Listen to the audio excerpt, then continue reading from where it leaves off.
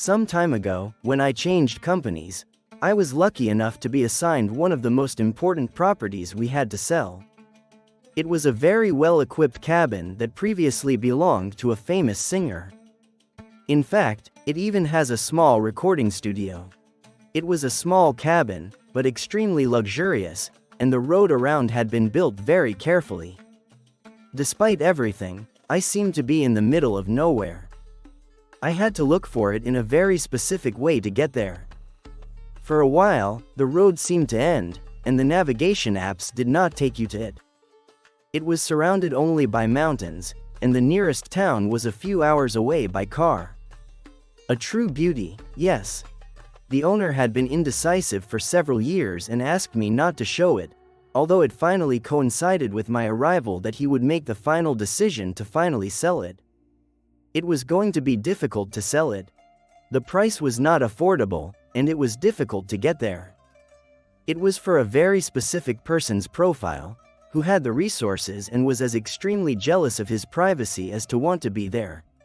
When I went to see her for the first time, I had to go accompanied by another colleague of the firm. There was no way I could have given up on her on my own. Since that occasion, the feeling of being there, in the middle of nowhere, had been overwhelming. Just the two of us. There is a feeling of almost desolation that I suppose can be stimulating for artists, but it terrified me. My partner too. He told me that he was grateful that I was going to have that sale now. It was going to be a great commission, but he didn't find it funny to have to go there, especially because he emphasized he didn't plan to come back alone. We checked what needed to be renovated and left. My partner insisted that we do it before nightfall. There are parts where it seems that the night path disappears. It's terrible. Let's finish as soon as we can, he told me. I wrote down everything that was needed and contacted a contractor who told me that in 2 days of work, it could be finished. I wasn't going to travel there 2 days in a row, so I decided I was going to stay there, in that house, advance in other jobs, in other archives, and supervise that all the repairs are done in the best way. Staying there alone was the worst decision I could have made. That night I lived perhaps the most traumatic thing that has ever happened to me in my life. I traveled to the caravan with the 2 trucks of the workers and the contractor. Although I had already warned them, they were surprised by how far away they were. They worked very fast, in a hurry, but I took it as something good. It seemed that they wanted to finish it all in one day, but they didn't have time. I warned them what my partner told me, that the road was complicated at nightfall, so shortly before 7, they started on the way back. I took out the things I had prepared to make dinner. At a certain point, I even began to enjoy that solitude, that complete tranquility. I imagined myself living in a place like this, at least for a few seasons, writing or doing something similar. Perhaps that is why I had caught the attention of that singer who sent her to build it. I sat at the table of that wide wooden porch. There I realized that there were no insects. I also noticed that there were no sounds of crickets, no animal sounds. I started to remember.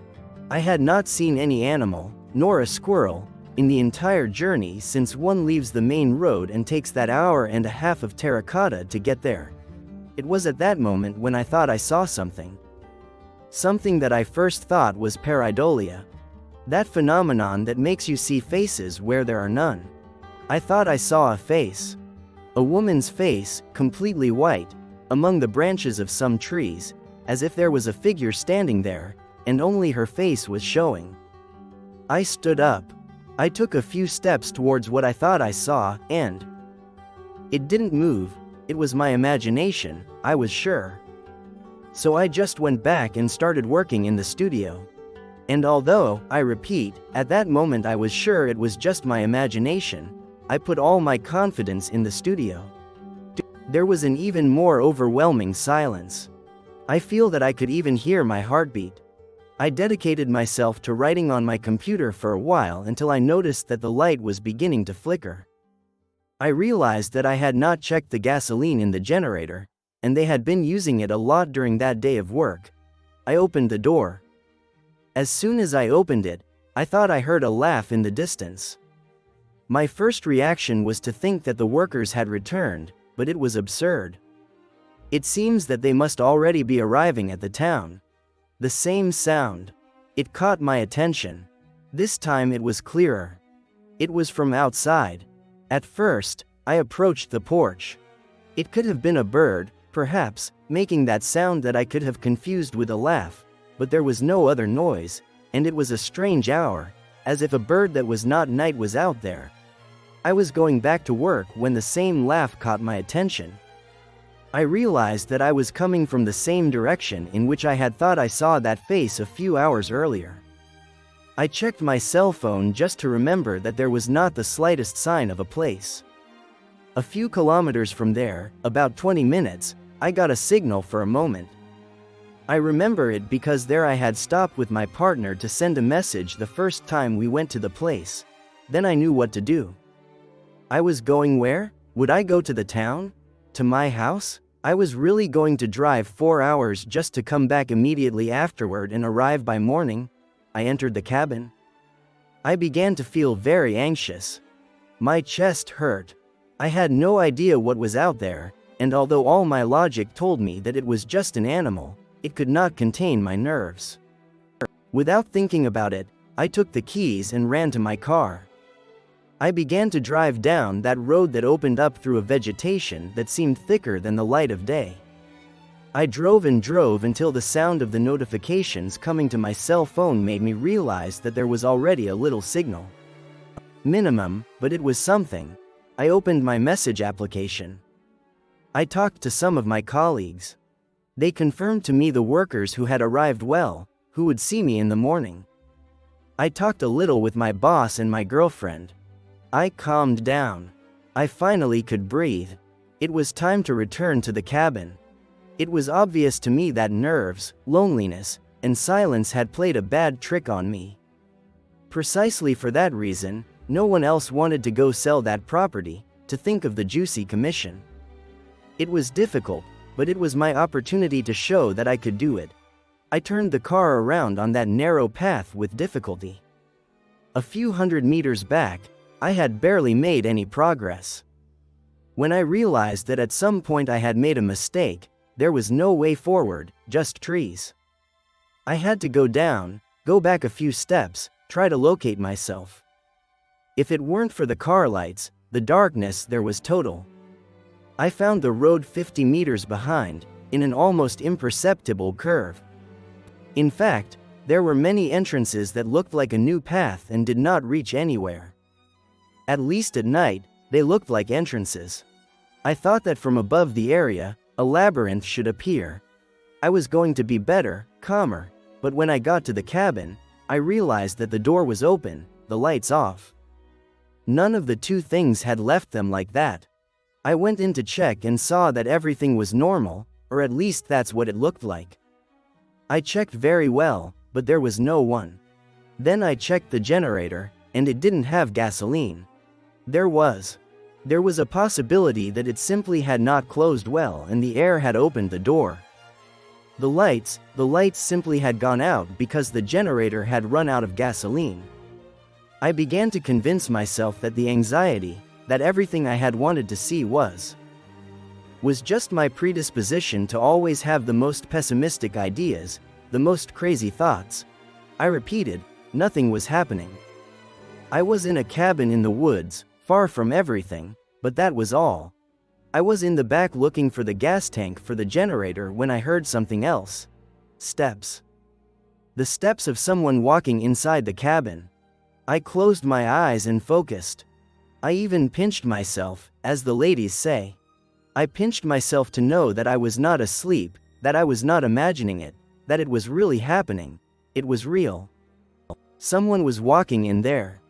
I crouched and walked slowly to the side.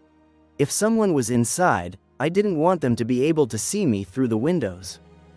In the distance, in the front part, I could see my car as I had left it, with the door open.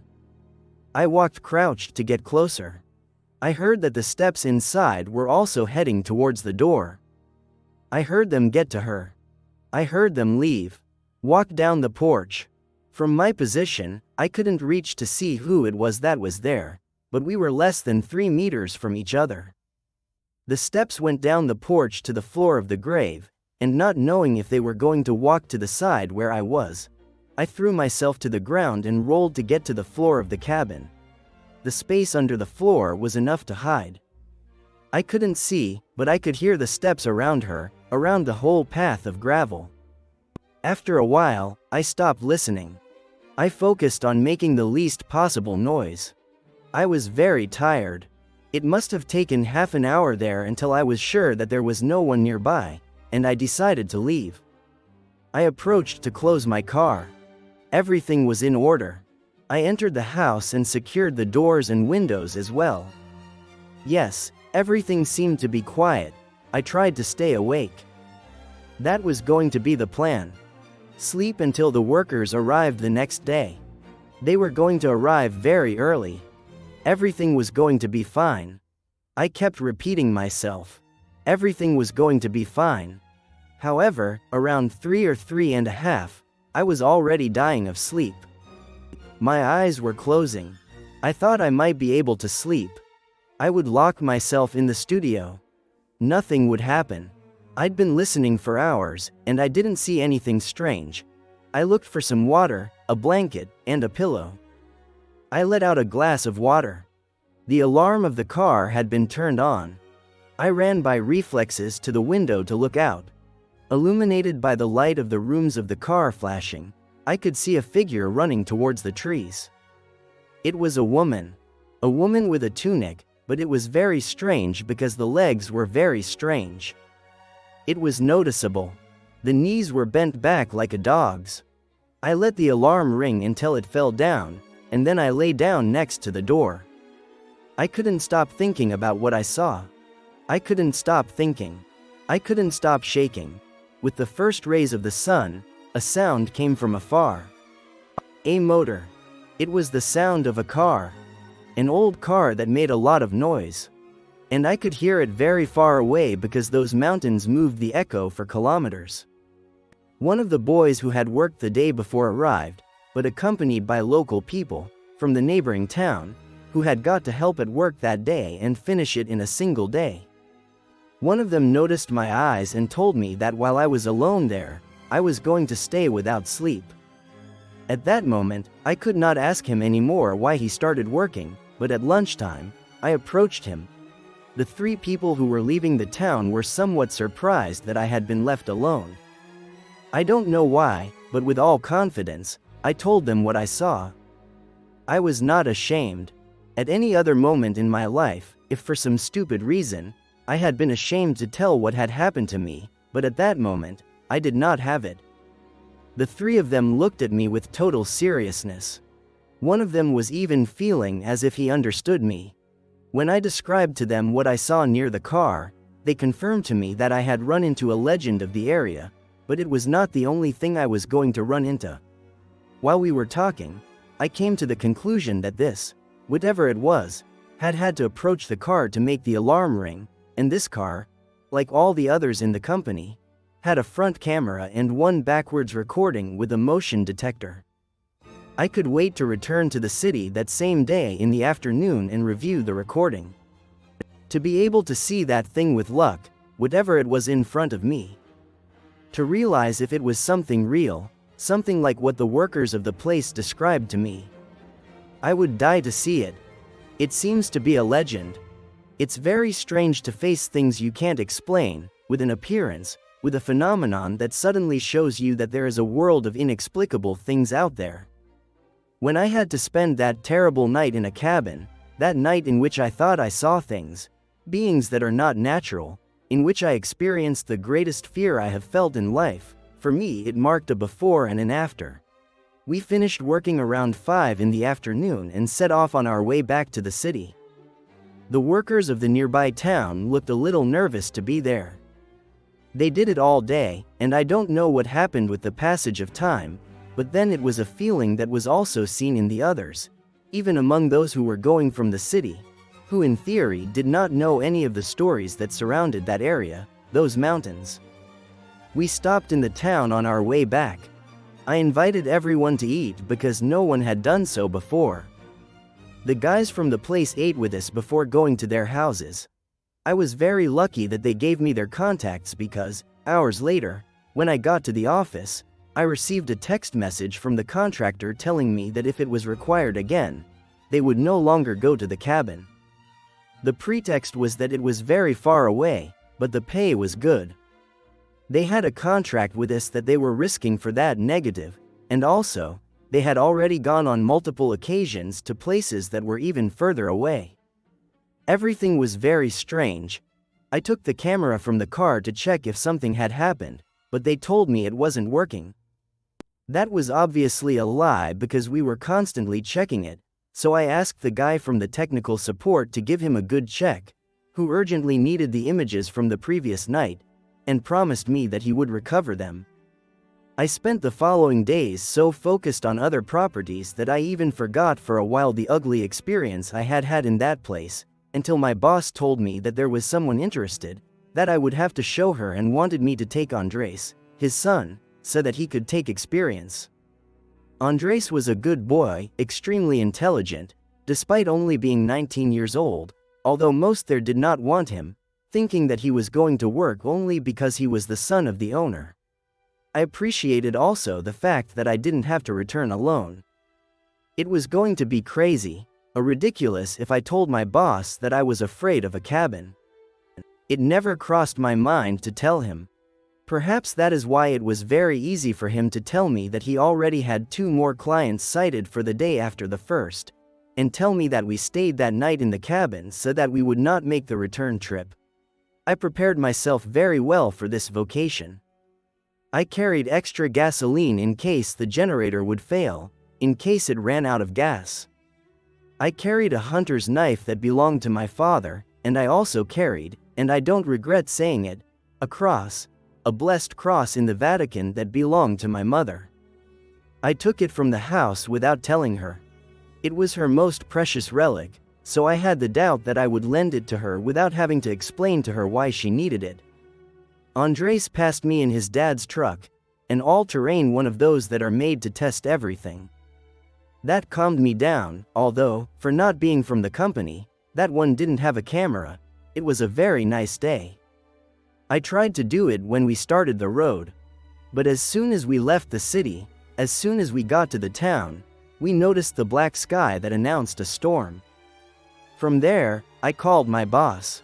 I told him that it was likely that we would get a heavy rain, that if I was sure that the potential clients would go despite that, and he said yes. I told him that I felt a little at risk, and he told me that for that he had lent us his truck, so that there were no excuses. So there was no answer I could give him. I had no excuse. It was time to continue. I tried, without sounding alarmist, to explain to Andres how strange that place was, that area. And maybe I wouldn't have done it, but I felt obliged to tell the boys in the village that I would be up there in the cabin again. Anything, go to the area where there is a signal, and we go, they told me. That made me feel much calmer. Andres was a little incredulous, making fun of me, but I didn't want to tell him anything, and I just preferred to think that nothing was going to happen and that I was going to be like a crazy man. I preferred that to him realizing how dark it could get to be that place. From the road, I drove because I knew the route, and it would get difficult.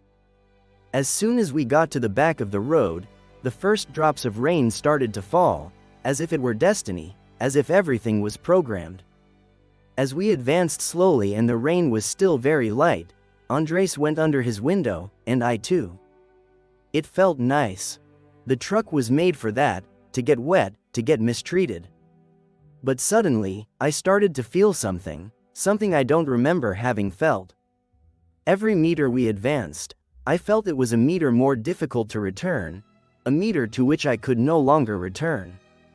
I felt that we were going towards danger, towards death, as if by our own will we were heading towards the wolf's mouth, towards the gate of hell.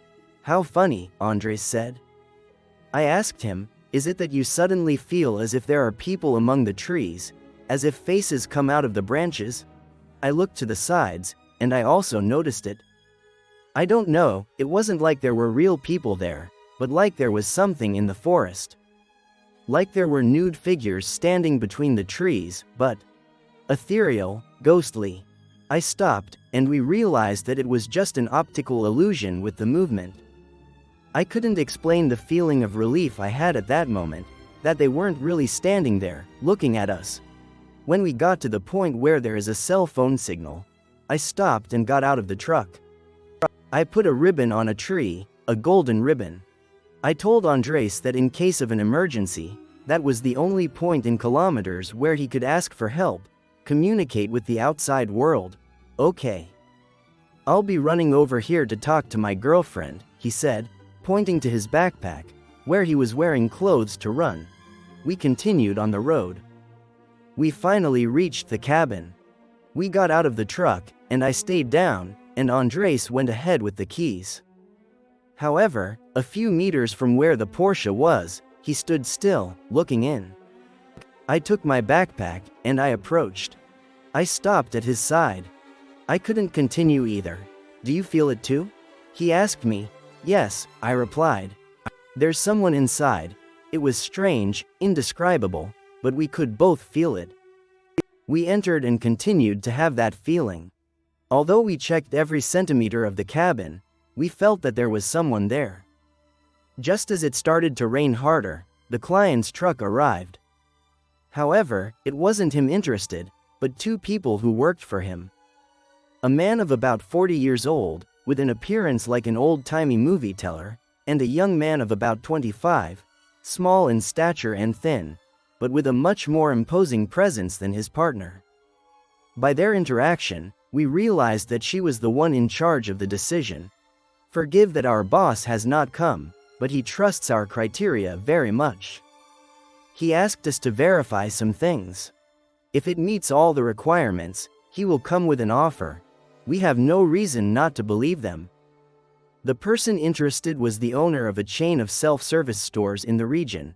They quickly took a quick look at the cabin from inside and, without asking us a single question, they left. Apparently, his boss cared more about what was around. The man went into the woods, and the girl asked for some reason to show him where the septic tank was located. It was very strange, but we assumed that they were all normal details. What would they be interested in? We stopped at the porch to wait for them. The rain was getting stronger, but they seemed not to care. I realized that Andres was looking at the trees, to the point where I thought I saw the woman that first time. He saw, again, the same optical effect. It even seems that there is a woman standing there, right? I said to him, there is a woman standing there, he replied very seriously. He took my shoulder to not let me go, as to demand that I pay attention, and I noticed how that face that seemed to be drawn by chance among the branches suddenly moved, turned to the side, and got lost in the trees. Before we could say anything, we heard the man return from among the trees on the other side of where we were looking. His companion shouted that everything was ready, that he had found it. We did not understand what he meant. The girl approached him and asked him if everything was in order. He replied that yes, that everything was there, whatever it was. She turned to me and said that her boss was in contact with my boss. With me, I replied. They have to negotiate it with me. She just smiled and, without saying anything, went to her truck. The man approached us and asked us if they were waiting for us, if we wanted us to drive together to the village. We stayed. Tomorrow, we have to go to the cabin. But thank you, I said, and he smiled confused. It's not necessary for you to stay. We're going to make an offer, don't you stay here? He said, genuinely worried, at least that's what it seemed. Thank you. You can make an offer, but we're waiting for one from a client who already visited him first, and also the answer from tomorrow's people. Try to communicate with Carlos as soon as possible so he can be a priority. He is in charge of this sale. Be careful on the way back. Suddenly, Andres said very sure. No one had gone to see the cabin before, and we were not sure what would happen the next day, but it was a very good salesman movement. He returned to the position of power, of making the decision. Do you think they will scare us so that we go and we do not teach him tomorrow? He told me as soon as the gentleman moved away. I saw a woman coming from afar. Did we just suck our fingers out? Do we believe in ghosts? Andres took his phone, his waterproof one, and told me it wouldn't take long, that he was going to walk to the signal zone to talk to his girlfriend. I told him I was very far away on foot, but he answered that he liked the rain in the mountain, that it would be fine. I saw him walking away, but I caught him. I had to catch him. I gave him the hunter's knife and told him to please take it with him, and I went to the truck and took out the cross from another backpack. Somehow, I felt that it protected me more than that knife. It got dark. I heard from the back of the cabin, from among the trees, a strange sound, as if it were an animal, but a huge animal, like a bull or something like that.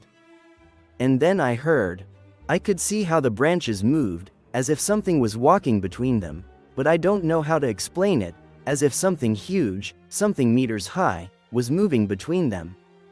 I approached the truck at the entrance. I wanted the truck to be near the cabin in any emergency. When I left it, I saw a figure between the trees, but it was different from what I had seen before. I pretended not to see her. I pretended that everything was fine. It had stopped raining. I entered the house as if nothing had happened, pretending, inside. I looked up and paid close attention to what was seen out there. I was just looking out for a little bit, and I saw 1, 2, 3, 4, 5 figures among the trees, at least, walking as if they were surrounding the house. They didn't stop moving. I don't know if they were naked or if they seemed to be at that distance, in the dark. I couldn't recognize them well. They were small, and others taller, as if they were men and women. I noticed then that one of them deviated from that circle that seemed to draw with its trajectory. She approached. She approached almost to be discovered, but he was still behind some branches. Anyway, I could see that he was a man with a beard. At that moment, I don't know what happened, but the moving lamp outside was activated, and I could see it. I could see it more clearly. He had a crown of thorns. He was bleeding from the forehead. It was obvious that that man was dressed like Jesus. I took 2 steps back, and then I heard a car approaching from afar, and I was worried. That man disappeared, but as soon as I saw that pickup truck being stolen, I recognized the figure that was driving it, and the co-pilot. They were the 2 workers of the town. From the back, Andres got down, completely pale, as if he had seen a ghost. He went out to welcome them, but Andres ran along with me, ignoring me. He ran into the cabin. They put the pickup next to where I left the truck, almost next to the stairs, above the plants. They even put it backwards, like, ready to go driving from there at full speed. I wanted to ask them what was going on, but they told me to talk from the inside, that we would enter quickly, without wasting time. We did it and they started checking all the windows. Does the generator have enough gasoline to last us all night? One of them asked me. Yes. Why? What's going on? They made a mark with their finger so that it would keep quiet. They turned off all the lights inside, only leaving one on, the one at the entrance that was towards the road. They waited for Andres to leave the bathroom and then we all went into the studio. They turned off the lamp in the desk. We were completely dark. We had the studio door open so we could hear outside. Something rang out there. Andres looked like all ears. I left the studio despite the workers gesturing me not to. I went out and closed the door from the outside. I felt like I was helping them, that I was protecting them. In some way I felt that I was putting them safe. I crawled across the floor of the cabin until I was in a position where I could see the door. The light outside seemed to have gone out. They touched again. I moved through the cabin trying to figure out how many people were out there, what was out there. I couldn't hear anything. Nobody tried to open the door or anything like that. It was as if something had touched the door and then disappeared from there. I decided to drag myself through the entire room to reach a window that I thought I could see towards the entrance. I felt very scared. I felt as frozen, as entombed, as if my body were asleep and I could not answer. When I was in the middle of the room, when I was more unprotected, in the middle of the chairs of the place, I raised my gaze towards the window. I could see something. Unfortunately, I could see something with all the clarity of the world, despite the darkness. There was a woman in the window. A window that was not completely closed, and because of that little gap, because of that gap that was left, something was trying to get into his head, looking at me, smiling at me like a crazy woman with her eyes almost out of sight. The only way I could describe it was that he looked at me like a hungry beast in front of his prey, and I screamed. They say I screamed very loudly, but I don't remember. I don't remember anything. I just somehow ended up with my nails broken, with my hands pricked, and I don't know how I dragged myself back to the studio. What I remember was from half an hour later. I couldn't talk. They tell me I couldn't stop screaming. Andres was also in a terrible state. I heard that one of the workers left the studio and then came back and said that we could leave. I still left very badly, still trembling, looking for the keys, telling them that we had to go, but they even laughed. No, man, we're not going to get very far. The roads disappear at this time, but we can already be here, brothers. I think they're leaving. I didn't know what they meant, but we approached the window. Between the trees I could see figures that were walking away, but very, very slowly, taking a step every few seconds. There, among them, I thought I saw the one I had seen in the window. And it's that woman had put a cloak like that of the Virgin of Guardarope but with black and gold. I saw it clearly as I had it on, and then I related it to the other guy who was dressed like Jesus. I did not understand what kind of strange crazy people were there in that place. Where had they come from? What did they want from us? I had one more question than I realized. Why the hell were they, the workers, there?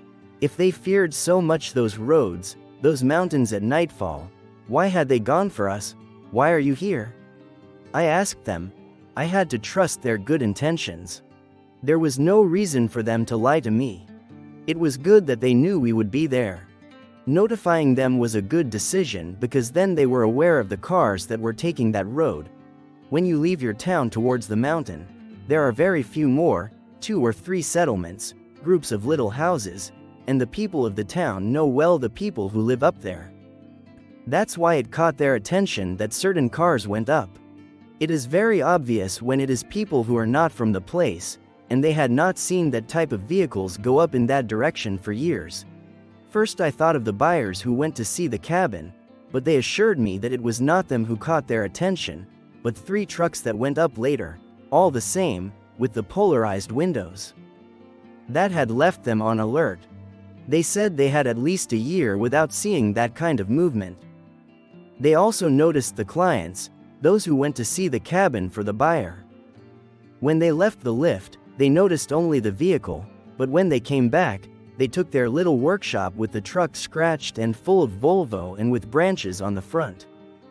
It seemed that they had walked between the branches, between the bushes, that they had not gone down the road.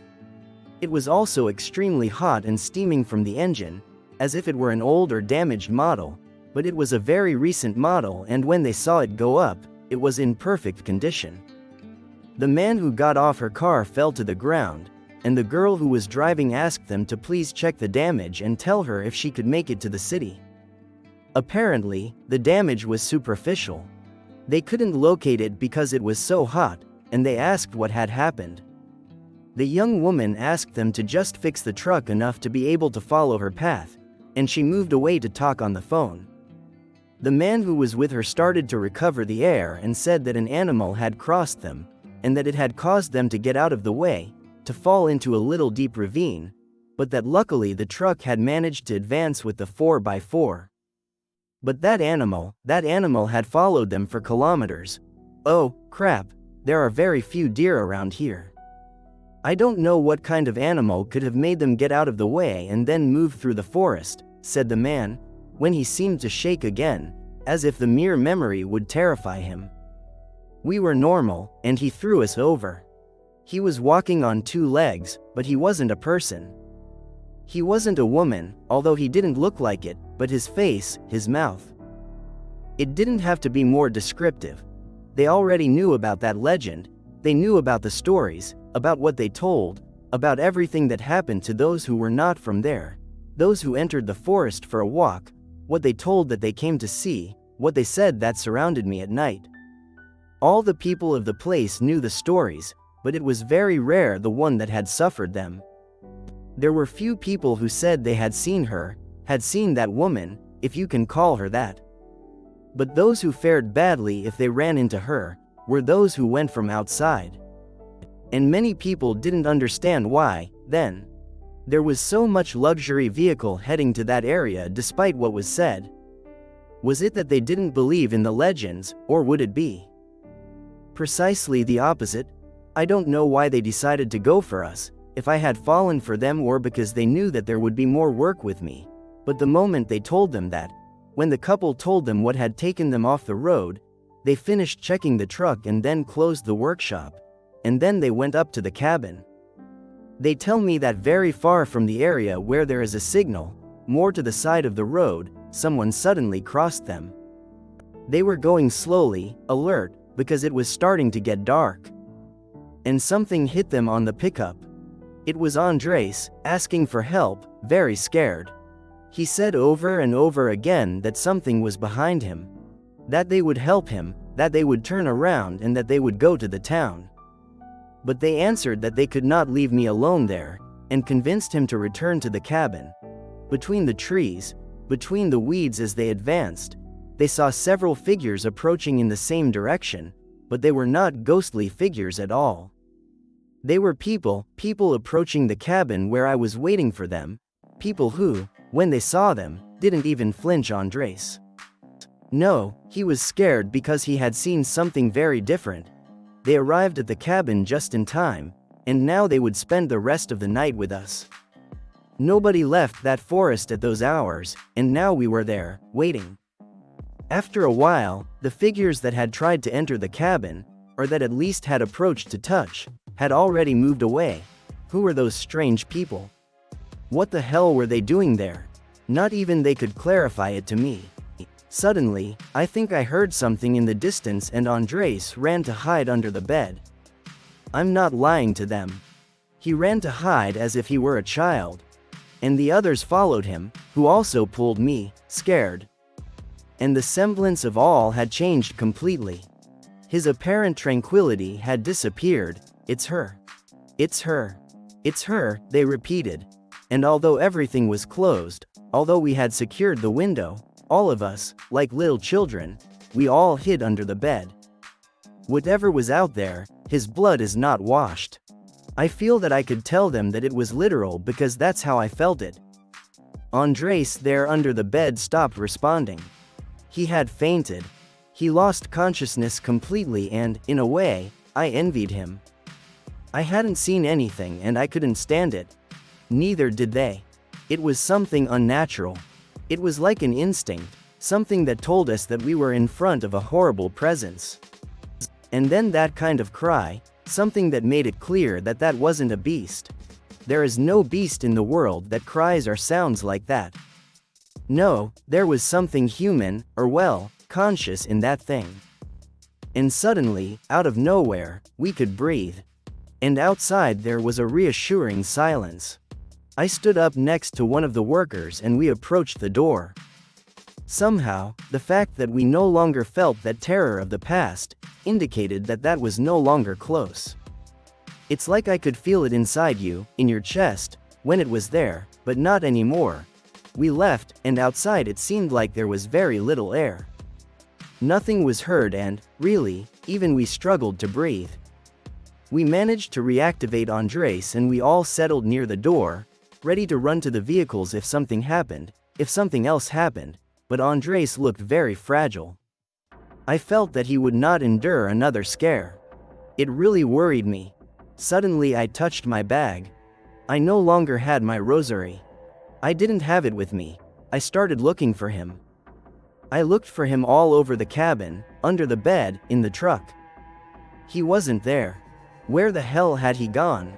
My head began to clear up as I walked that night. And then I realized that we still had to show the cabin the next day. That I couldn't go back to work with my boss with just a ghost story like the one that had happened to us. I would have to convince Andres to say nothing, too, that we would be in a ridiculous situation, that no one would believe us even if we were 4 adults telling him, even if there were more witnesses. I couldn't get out of there. Andres fell asleep with fever, sweating cold, and I tried to convince the workers to stay at least for the morning, to pretend that they were doing a repair and wait for us while we showed the cabin. And I couldn't leave without doing so. And I didn't want to be alone and have them take Andres. I convinced them, telling them that I would pay them as if they had repaired something, although that night was terrifying. It's not compared to the feeling of desolation I had when I was alone there. There was something horrible about that night, about that first night that I don't know how to describe. There are 2 things I want you to understand, 2 things I haven't shared yet, or that I don't want to share with the public in general. The name of the workers, because they still have their little workshop in the town, and as you will see next, it can be dangerous for them to reveal who it is, and the name that they give in the town to what inhabits the forests. It is a name that I was told only once that night and that under no circumstances should be repeated, much less outside of there, while it was dawning, while I thought that everything had passed at least for that night. And one more thing, something that, instead of fear, provoked disgust in me. I don't know if that's exactly what I felt, but I think that's the closest way to describe it. Just like the other presence had made me feel terror with its own proximity, suddenly, later on, I felt a lot of disgust, repulsion. I looked out the window.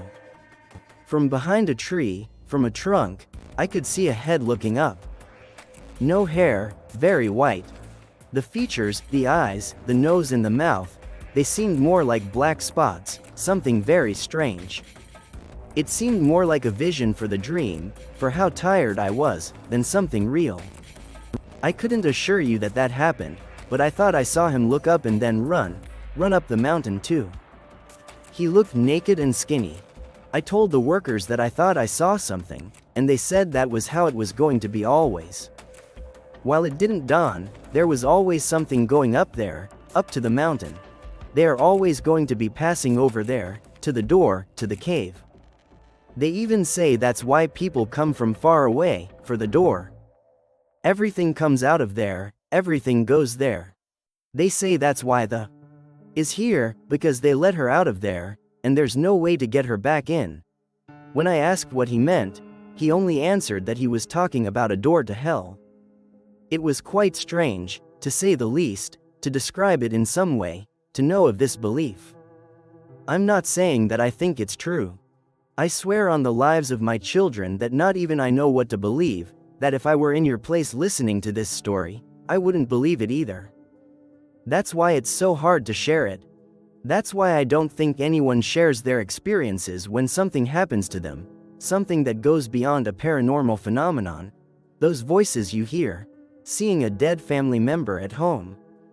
People are comfortable believing that, but not anything else. Even if the world is full of evil things, even if it shows us every day, every night, we prefer not to see.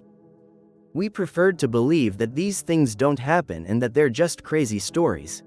Everything changed for me when I knew what was believed and what was said. Everything changed when I knew that I was sleeping a few kilometers from a door to hell. The horror I felt is very difficult to describe. And yet, nothing was happening anymore. The last minutes of darkness of that night were quiet. It dawned, and the dawn was beautiful, but it didn't reassure me at all. Everything I feared was near. We had breakfast, coffee and cookies, the only thing we had available, what we would offer to customers. Before it was 9 o'clock, the 2 workers started cleaning around the septic tank in the back, pretending they were doing some repairs. And on the 9th of the day, we saw 2 black trucks of a recent model arrive. The windows were extremely polarized, nothing could be seen from the inside, and we kept some of the prudence because we know there are very special people. I approached her just a few meters away to welcome her. Andres was still very bad, but he was trying to control himself inside the cabin. From one of the trucks, a short man, but with military hair, his appearance was hard, like his look and his greeting. He turned to the truck behind, where someone lowered the window a little. Then he made a signal, and from the first truck other two men came down. It was very clear to me, they had more of a bodyguard of military than of assistants like the ones of the previous day. They told us that they would do the inspection of the place. I wanted to give them some data of the purchase options, but they said that all that was already solved. They say they recorded the No Me Dijo here. The first one who got off said, smiling, referring to a success of the singer who owned that place, but I told him that honestly I didn't know that. The smile was erased from his face and they went backwards. Another one with the same appearance got off the truck that had stayed behind and walked towards the forest. At that moment I understood that they were looking for the same thing as the previous ones, but that only made me have more doubts about this place, about what it was, about what could be there. While I was watching him, he approached me again with his back to me and asked, the only thing that looked friendly or relatively friendly, "Hey, but if it's from..." Well, I shouldn't say it, but yes, it's from him, I said, because I needed that little complicity with at least one of them. How do you see it? Do you think your boss is interested? Very interested people have already come, I said. Without answering me, he walked into the cabin. He saw Andres, still pale, sitting in the room. And you? Are you okay? He asked, half hit. Do you need anything? Andres replied that everything was fine. The guy kept walking to the studio. He closed the door behind him, but he could still see it through the glass window. He didn't even try to hide what he was doing. He started kicking the floor as if he were looking for something in it. Then he opened the door and just said, "Thing crazy, right? If I knew the shush that happens here, the same devil has walked through these corridors. Or a devil, right? Because now it turns out there are many." He kept smiling and left. I didn't dare to ask him absolutely anything. When I left I realized that two of the bodyguards were checking the credentials of the workers. I told him that everything was fine, that they were trustworthy. "Andel pues," they said while they returned them. Evidently they already had the information they were looking for. Everyone returned to the trucks, except the questioner, who stayed with me in front of the cabin. I thought he was going to make small talk, ask some questions, but no. He just saw me with a mocking smile. I think he knew I had thousands of questions to ask him, but I wouldn't dare. Someone whistled among the trees, the guy from the other truck, the one who had left later. The questioner approached him and gave him something. Then he walked towards me, who was already next to Andres and the two workers. "Did any one of you lose this?" He said, holding in his hand a rosary full of dirt, my mom's rosary. It seemed that it had been buried for a long time. It looked old, worn, even like bitten. I told him it was mine, and he gave it to me smiling. "Be very careful with where you leave these things around here." He came too close to me and said something, with these precise words, that although in a friendly tone, it sounded almost threatening to me. "You don't teach anymore, and you leave here. I don't want these guys to fix anything again." As soon as Iga signals on his cell phone, my boss fixes everything for the purchase. "Yes, I use Iga," I said. I don't want to change a word of what he said. They got on the trucks, and while they were turning so that his was first, he opened the window of the co-pilot and asked me to get closer. "I'm not telling you a bad plan. Let them go. Your sale is done. Stay with your commission and leave this as it is. It doesn't matter to the boss. If I tell them to leave, it's for their own good. I've spent the nights here and..." "Yes," I interrupted him. "I've also spent the nights here. I spent a night alone." His eyes opened so much that I noticed it through his dark glasses. "Son of a b." Then you already know what I'm talking about. Grab your things and step on it. I'm going slowly so you can catch up with us. I don't know why I noticed him sincere, so I told the others to prepare everything and we left at full speed from there, grateful Andres and I especially for not having to return ever if it was already sold. We accelerated as fast as the road allowed. It seemed that for a moment it had already disappeared. We reached them and advanced close to them through the terrace.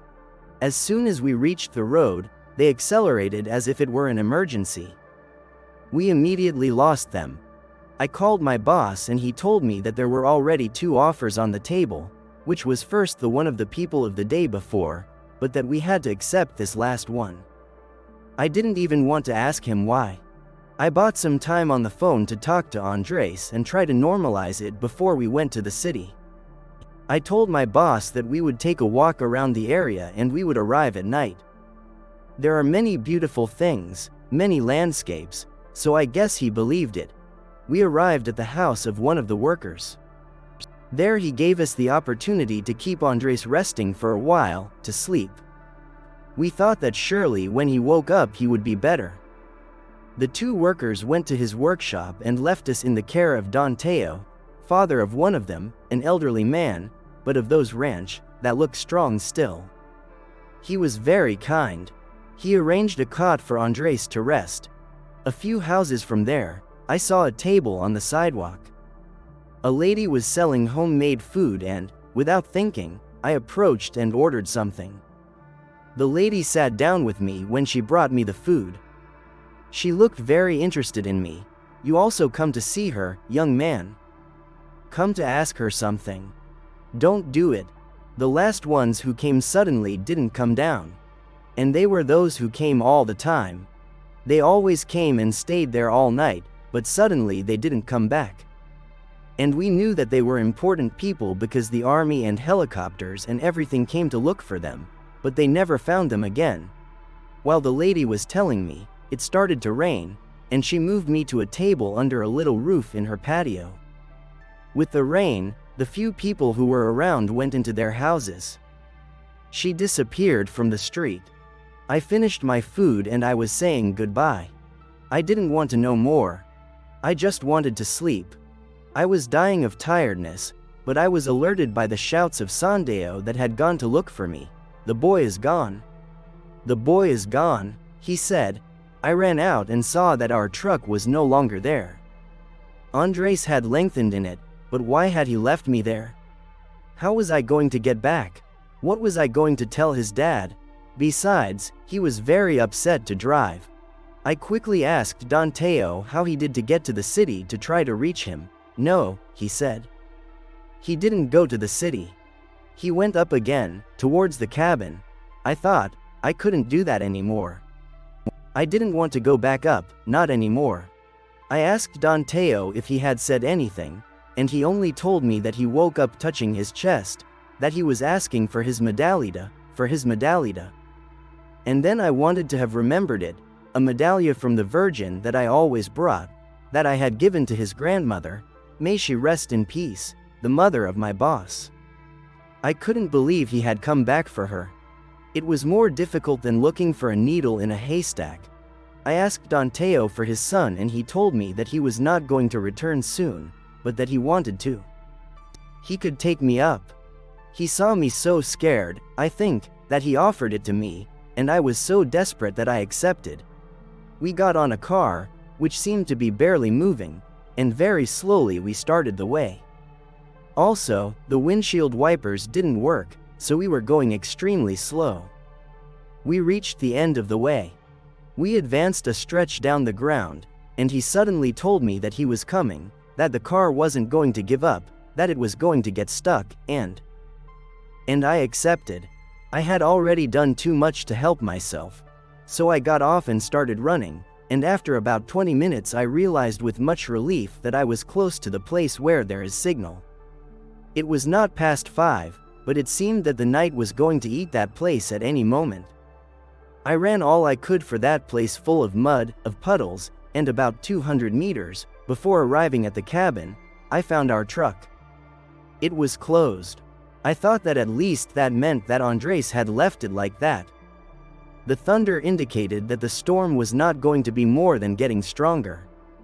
And in the cabin, on the porch, I saw something. There was that woman, that horrible woman with her rebozo of virgin sitting at the table on the porch. I stayed behind a tree peeking, and in that I realized that I was just in that tree, from where things peeked to see towards the house. And I turned to all sides because I felt that at any moment they were going to pass again through there. Very well, the cabin was not an option. I was not going to approach, but I had to go back with Andres. I had already told Danteo that he should return, that I was going to return with Andres. There was no longer where to run. I had to find him. I thought then that all those who seemed to go to see the place went up the mountain, for that path barely visible, but also that everything I had seen, real or not, product of my fear, of my suggestion or not, but all went there. I couldn't go back without Andres. I couldn't leave him, so I went into that side of the forest. The path became very difficult. The path disappeared, but an opening between the vegetation seemed to indicate where to continue. I followed my instinct. I did it. I turned to the sides, again. My imagination, but I thought I saw people walking in the same direction as me. Figures between the trees. What was not my imagination was the fear I began to feel suddenly.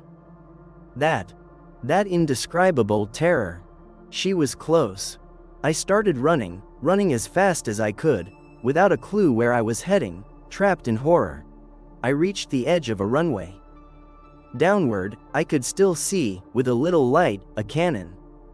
And at the bottom of it, something that looked like a cave. Just in front of it, I'll try to describe in the best way what I saw. Just in front of it, there were people, figures, silhouettes. 3 were like hand taps forming a circle, and then 6 hand taps, forming a circle around the first 3.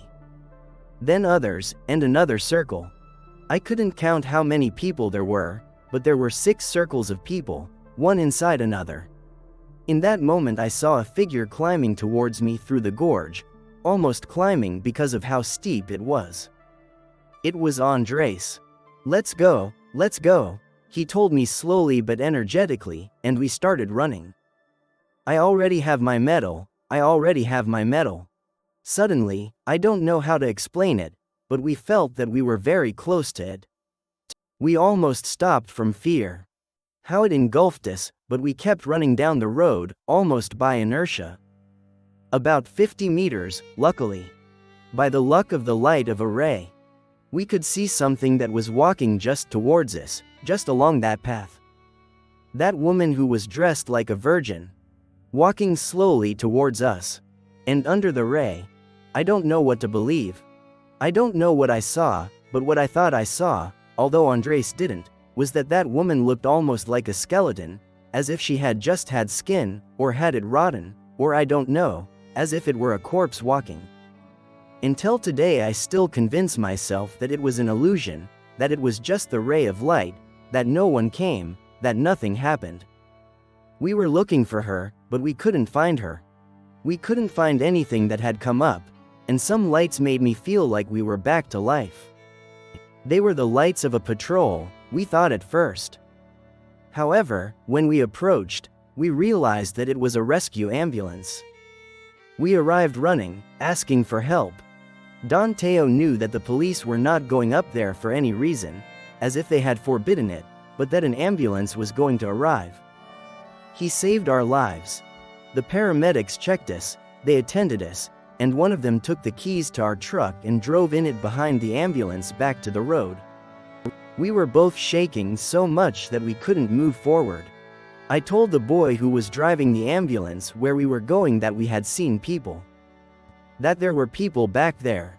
Something like a sect. No, brother. No one goes up here anymore. For years. They already closed all the roads. The last ones that went up didn't go down again, he told us. When we got to the road, they were still waiting for a moment with us, making sure that we could already drive. We kept saying that we had seen people. We swore that we had seen something very strange. The other boy, the one who had taken our truck, a young doctor doing practice, told us, "Look, I'm going to tell you the truth. We don't believe in that. But I can tell you what the people around here have told us. They say they are dead, that strange people came here and suddenly they did not return, that their souls went through that cave, through the door as they say, that their bodies stayed here." While he spoke, Andres denied with his head. "I know what I saw," he said. "People. I was a meter away from one of those crazy people. I'll tell you what they tell us. Nothing else. I don't believe any of that," he replied. "But there is something strange, and something happens every time they go up to find rescue teams or family members. They've never found anyone, and it was a large group. They say that bodies move every night so that they never find them. That night it was about 12 when I left Andres at his house and took a taxi to mine. Everything in the city seemed strange to me, as if nothing of that could scare me anymore. I was grateful to see everything, even the guys with the appearance of bad guys who were too close to me when I waited for the taxi on the avenue. Even that was welcome.